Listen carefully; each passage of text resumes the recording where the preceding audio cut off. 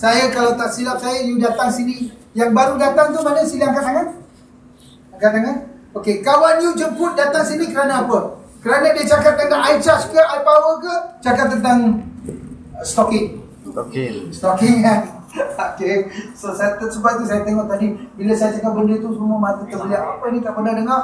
Okey. Ini pernah dengar. Okey. Ini memang buat dia ada musim lah. Okey. Musim sekarang ialah musim ini. Okey. Musim weekend.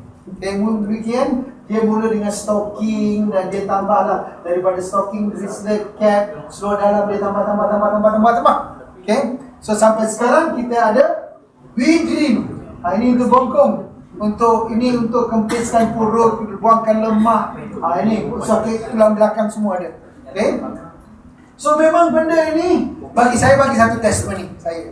Kenapa saya terkecimpung dalam company ini? 3 tahun yang lalu, bulan 6, saya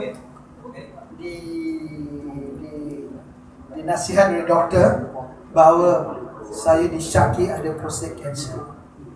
Dia nak buat biopsi. Tapi saya cakap dengan doktor, ini satu berita yang mengejutkan. Boleh tak bagi saya sedikit masa? Masuk? Ya, saya kata bagi saya sedikit masa. Saya nak doa. Doa? Buat apa doa? Tuhan tak wujud. You. Kalau Tuhan terwujud, dia kata budak kecil tak kena kanser. Oh, you. Wah, memang mencabar. Tapi entah macam mana saya cakap dengan dia bagi saya 8 minggu. Dalam 8 minggu tu, saya boleh dikatakan dengan rahmat doa-doa kawan semua, saya dapat produk ni 3 minggu.